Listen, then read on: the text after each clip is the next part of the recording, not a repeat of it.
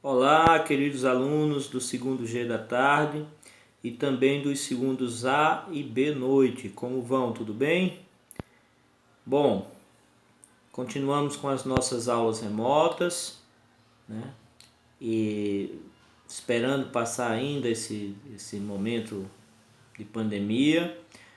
Então nós continuamos com as nossas aulas de história do segundo ano, falando desta vez, né, sobre o papel do açúcar na economia brasileira, né, nos primeiros anos de colonização, tá? Antes da gente começar a falar sobre o assunto, quero desejar que essa videoaula alcance a todos vocês com muita paz, com muita saúde e com muita alegria, tá? Mas vamos direto para o assunto, né? Antes do nosso país, Brasil, ser esse país que é hoje com economia já bastante diversificada, com certo grau de industrialização, né? Ainda não considerado um país desenvolvido, somos ainda um país em desenvolvimento, mas temos um avanço muito grande na industrialização e na diversificação das nossas atividades econômicas. Mas antes de chegar ao que somos hoje, nossa economia passou por três grandes ciclos. O primeiro ciclo foi o ciclo da cana-de-açúcar, que é o que nós vamos estudar hoje. Mais tarde nós tivemos o ciclo do ouro e mais recentemente, né, século XIX e primeira metade do século XX, o ciclo do café. O que é que significa dizer? Só existiam esses produtos na economia do nosso Brasil? Não. Mas era o produto que principalmente movimentava a economia, tá? Onde as outras funções praticamente todas dependiam dessa atividade. E nós vamos começar pela cana-de-açúcar, tá? Que foi o primeiro grande ciclo da economia do nosso Brasil. Bom, a cana-de-açúcar não é uma coisa nossa, uma invenção nossa, né? Aliás, não invenção, né? Não é uma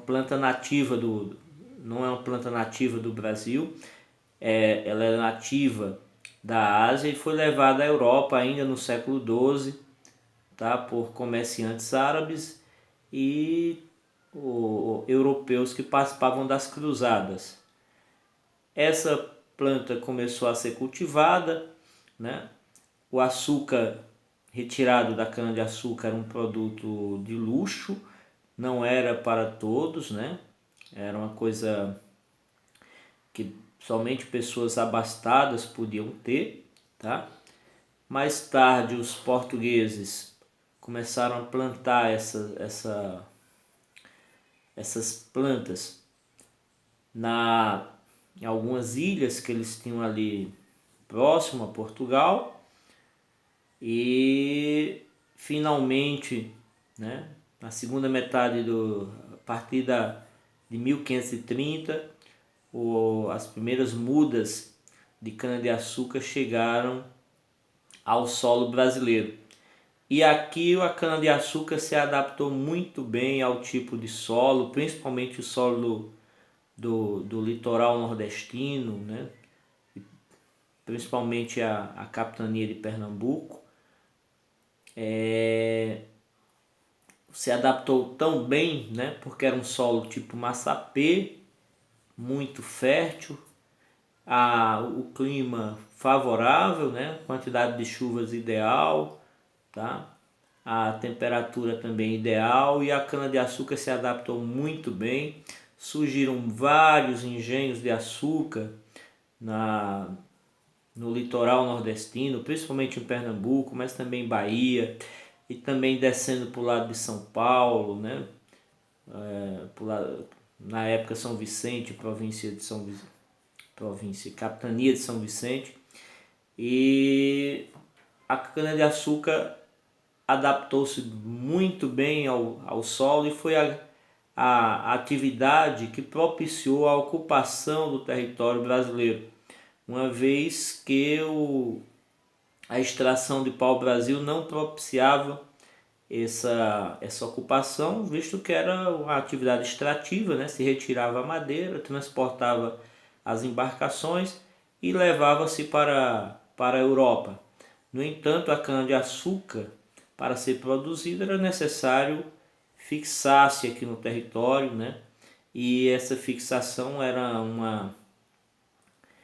um desejo de Portugal, justamente para defender o território de invasores, já que franceses, né?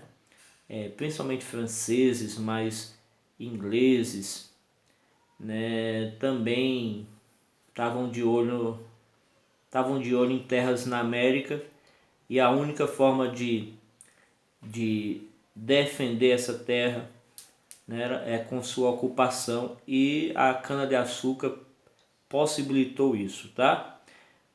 A cana-de-açúcar produzida principalmente aqui no Nordeste, na capitania de Pernambuco, ela abastecia o mercado europeu, né? E o Nordeste passou a ser o grande produtor mundial de cana-de-açúcar no final do século XVI e todo o século XVII praticamente, né? O Nordeste era quem fornecia o açúcar consumido na Europa. A partir da produção no Nordeste, a Europa passou a ter maior acesso a esse produto, né? Foi deixando de ser um produto de luxo, foi passando a ser um produto consumido por praticamente todas as famílias, e nós podemos dizer que o açúcar foi a primeira mercadoria produzida globalmente, tá? Visto que as terras, né, para a produção eram aqui no Nordeste, mas o financiamento vinha da Holanda e o seu refino também acontecia na Holanda, né? Os portugueses, né, era quem fazia a produção do açúcar, e essa mercadoria ela era levada para vários pontos da Europa, e aliás pelos holandeses para vários pontos da Europa, né? E passou a haver aí um comércio mundial em torno da produção açucareira. Para a produção do açúcar existiam grandes engenhos, né? Que eram engenho de início era só as instalações onde eram colocado a moenda, mas depois engenho passou a significar toda a fazenda onde era produzido o açúcar. Esse açúcar era produzido com a mão de obra escrava, de início índios, depois os africanos foram trazidos para trabalhar nessas fazendas. Era uma produção que exigia um trabalho bastante penoso, né?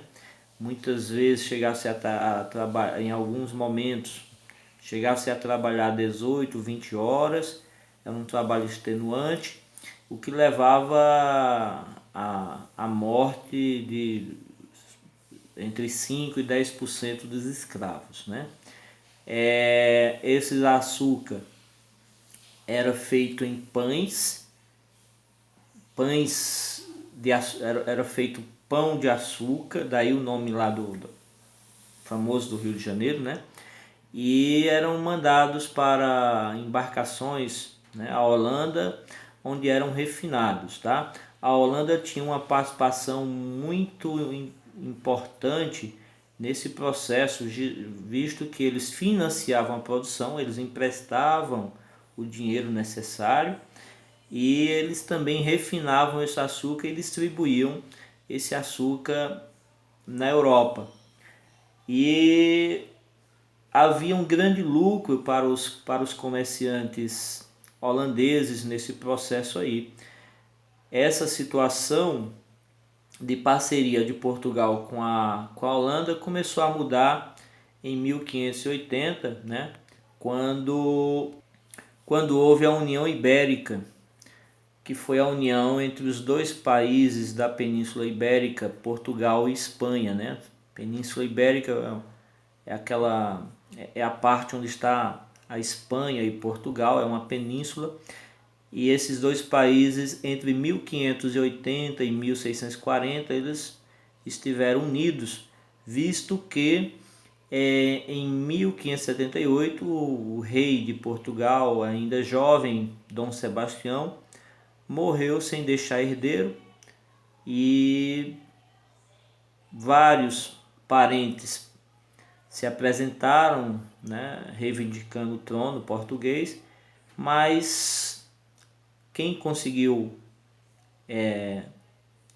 esse trono foi o rei da Espanha, Filipe II, né? E aí ele já era rei da Espanha, tornou-se também rei de Portugal e houve a unificação desses dois países na União Ibérica. Acontece que os espanhóis eram inimigos dos holandeses, né? Já que os holandeses há pouco tinham declarado independência, né? Os Países Baixos tinham declarado independência da, da Espanha e estavam em guerra naquele momento. E a Espanha então passou a restringir esse comércio do açúcar entre os holandeses e os brasileiros. O que é que fizeram os holandeses então? Resolveram invadir o Nordeste e durante uma primeira invasão aconteceu em 1624 a Salvador, na Bahia, mas não foi bem sucedida.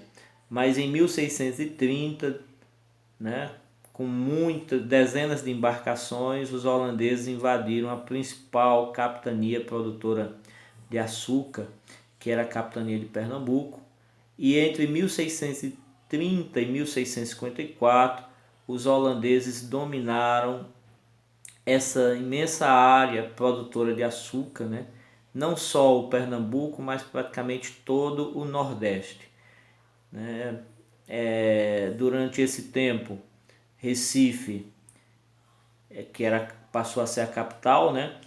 Recife foi embelezada, os holandeses investiram aqui no Nordeste, investiram em Pernambuco, mas em 1654, depois de terminada a União Ibérica, Portugal reconquistou a independência, né? Uma guerra para a reconquista do Nordeste pelos portugueses aconteceu com a ajuda dos colonos brasileiros. Os holandeses foram expulsos do Nordeste, né? Quase que nós hoje, né, não tínhamos mais laços com os portugueses, né? Nós teríamos laços com os holandeses, mas assim quis o destino que os holandeses fossem expulsos do Nordeste. No entanto, esse ciclo do açúcar justamente ele começou a declinar com a expulsão dos holandeses do Nordeste, uma vez que os holandeses eles já dominavam parte do processo de produção.